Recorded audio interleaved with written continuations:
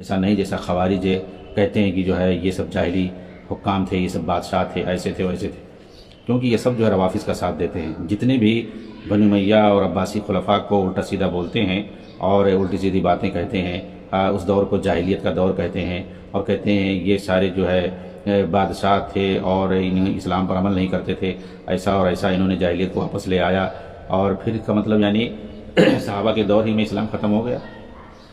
تو یہ لوگ جو روافظ جو کہلوانا چاہتے ہیں، جو ثابت کرنا چاہتے ہیں کہ صحابہ نے اسلام کو ختم کر دیا، مٹا دیا، وہ یہ ثابت کرنا چاہتے ہیں کہ نبی جو دین لائے تھے صحابہ نے اس کو مٹا دیا، مٹی میں ملا دیا۔ تو یہ جو وقت کے روافظ ہیں جو بعض تنظیمیں چلا رہے ہیں اور صحابہ کرام پر تنقیدیں کرتے ہیں، بنی امیہ پہ تنقیدیں کرتے ہیں، بعد کے خلفاء پہ تنقیدیں کرتے ہیں اور کہتے ہیں یہ لوگ جاہلی دور کو واپس لے آئے، اسلام کو انہوں نے ختم کر دیا، مٹا دیا۔ سنو جو ہے ڈاکٹر اسرار کی تقریریں سنو، ان کی تحریریں پڑھو، سید قطب کی، ابوالعلا مودودی کی آپ تحریریں پڑھیں۔ یہ لوگ یہی سب رٹا مارتے ہیں اور یہی سب زہر پھیلا دیا ہے ان لوگوں نے، اور قوم کے نوجوان انہی کی تقریروں کو سنتے ہیں، انہی کی تحریروں کو پڑھتے ہیں، اور انہوں نے اپنے ذہن میں بھوسا بھر لیا ہے کہ اسلام تو بس 30 سال کے بعد ختم ہو گیا۔ بھائی 30 سال کیا 100 سال تک صحابہ کرام زندہ تھے؟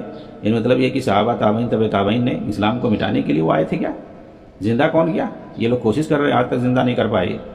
بھئی کہاں سے اسلام کون سا زندہ کرو گے؟ کرو گے اگر تم لوگ اسلام زندہ تو یہ فارسی والا، ایرانی والا کرو گے، جہاں پر صحابہ کو گالی دیا جائے گا، ان کی لاشوں کو تلاش کر کے ان کی قبروں کو پھاڑا جائے گا، وہ اسلام تم لوگ لانا چاہتے ہو اور وہی اسلام تم لوگ نافذ کرنا چاہتے ہو، صحابہ والا نہیں، کیونکہ تمہارے اندر تو وہی کیڑا پایا جا رہا ہے نا، رافضیوں والا۔ تو صحابہ بنی امیہ کے دور میں پائے جاتے تھے، تابعین پائے جاتے تھے، طبع تابعین پائے جاتے تھے، ائمہ کرام محدثین پائے جاتے تھے، فقہا پائے جاتے، یہ سارے لوگ تھے بنی امیہ کے دور میں اور شروع کے عباسی دور میں، ادوار میں۔ تو یہ لوگ جنہوں نے دین کی حفاظت کی ہر طرح سے، جنہوں نے تاریخ مرتب کیا، جنہوں نے حدیث کی تدوین کی، جنہوں نے تفسیر کی تدوین کی، قرآن اور حدیث، اس کے شروحات اور اس کی تفاسیر اور اصول اور ضوابط، حتیٰ کہ عربی زبان کو جنہوں نے مدون کیا، ساری چیزوں کو اللہ تعالیٰ نے ان کے ذریعے سے محفوظ کیا۔ اسلام کے لیے جو جو چیزیں ضروری تھی ان کے ہاتھوں قائم ہوئی، ان کے ہاتھوں اللہ تعالیٰ نے سب کو محفوظ رکھا، اسلام کو اور اسلام کے تمام ذرائع اور وسائل کو۔